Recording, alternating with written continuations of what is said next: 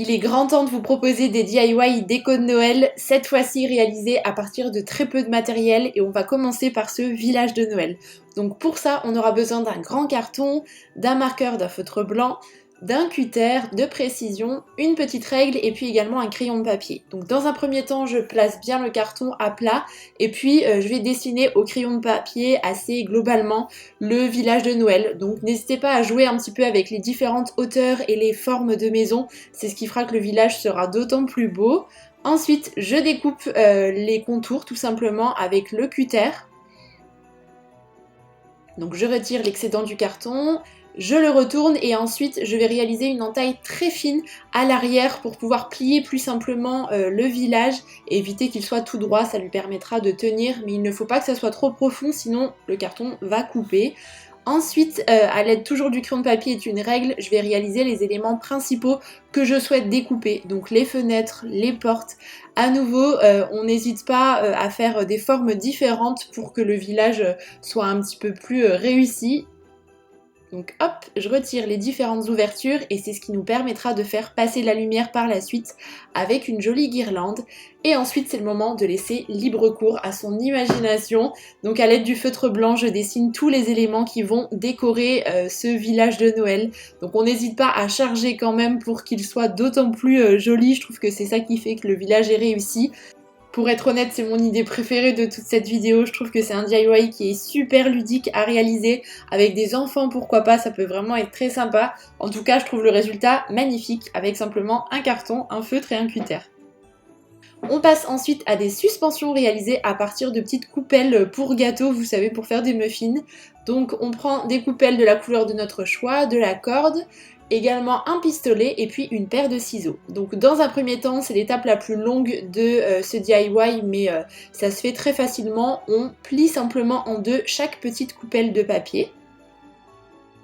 Ensuite, je place un trait de colle à l'intérieur de la petite coupelle, donc sur toute la largeur. Je répète l'opération pour chacune des coupelles en papier. Et quand c'est fait, je vais faire deux petits traits comme vous pouvez voir sur les images et je ne vais pas jusqu'au bout puisque c'est ce qui permettra en fait de faire les ouvertures de la suspension une fois qu'elle sera terminée. Donc il faut vraiment s'arrêter. De toute façon, je pense que les images parlent d'elles-mêmes, ça sera plus clair que toutes les explications que je pourrais vous donner. Et quand c'est terminé, pour la toute dernière, je place un dernier petit trait de colle et j'appuie bien pour veiller à ce que ça soit bien collé. Je plie la corde en deux, je place un petit point de colle et je l'insère directement dans le centre de la boule. Je serre et les suspensions sont terminées. Je sais pas ce que vous en pensez, mais je les trouve vraiment du plus bel effet. Elles sont fabriquées vraiment à partir de 3 fois rien, mais elles sont trop sympas. Je vous propose maintenant de donner une seconde vie aux boules de Noël qui ne nous plaisent plus vraiment. Donc pour ça, on aura besoin de plusieurs boules de Noël, de différentes couleurs de peinture. Donc moi j'ai pris du blanc, du camel et du taupe, un pinceau, un petit coton qui apportera de la texture, du cacao, oui, vous avez bien entendu, et du bicarbonate de soude. Donc dans un premier temps, je vais peindre les boules, donc avec les 3 couleurs que j'ai sélectionnées. N'hésitez pas à jouer selon les couleurs que vous avez dans votre sapin, et je les suspends simplement à mon rangement à collier pour qu'elles puissent sécher sans qu'il y ait de contact avec autre chose. Donc je fais la même chose pour les 6 boules, j'en ai fait 2 de chaque couleur. Et lorsque la première couche est sèche, je vais tapoter la deuxième couche de peinture à l'aide d'un petit coton pour apporter un petit peu de texture à la boule et éviter qu'elle soit trop lisse. Après environ 3-4 minutes de séchage, je vais disposer du bicarbonate de soude sur les boules que j'ai peint en beige taupe.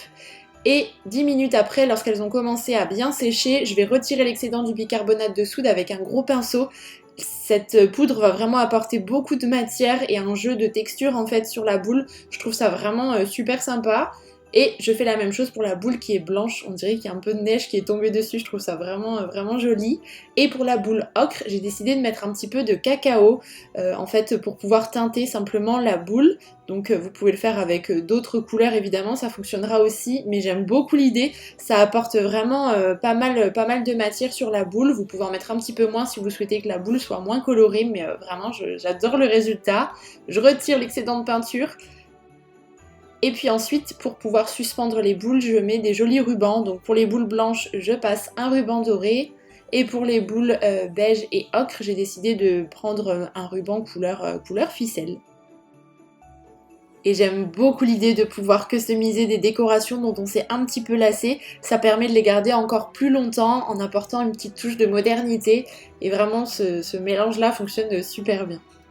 Pour terminer, je vous propose de réaliser des petites étoiles à suspendre en papier. Donc on aura besoin de différents papiers cadeaux, de la ficelle, un cutter, une agrafeuse et puis un petit tapis pour pouvoir découper plus facilement, ainsi qu'une paire de ciseaux.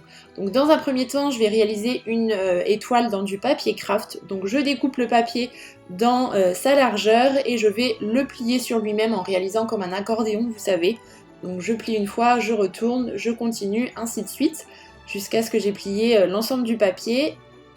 Ensuite, je découpe l'extrémité et puis également les bords pour que la découpe soit vraiment nette. Donc pour ça, le cutter et la règle sont bien pratiques. Ensuite, je fais une découpe de biais pour qu'on puisse avoir une étoile qui soit pointue. Je fais un petit repère sur le centre du papier et ensuite je vais faire des encoches que je découpe pour pouvoir avoir des ouvertures sur l'étoile. C'est optionnel mais je trouve que c'est d'autant plus joli. Donc j'en ai fait 4 en tout, 2 de chaque côté. Ensuite, je plie le papier en deux et je place une corde que je serre bien, c'est ce qui permettra en fait de faire tenir l'étoile par la suite. J'agrafe les deux bords qui se rejoignent en fait pour pouvoir former l'étoile. Et tout en haut, je dispose une corde en fait que je fixe aussi avec l'agrafe pour pouvoir suspendre la décoration. J'ai fait également une version dorée cette fois-ci avec des bords arrondis, je trouvais que c'était également super mignon. J'espère de tout cœur que les DIY déco de Noël de cette année vous auront plu. Je vous embrasse très fort et puis je vous dis à bientôt!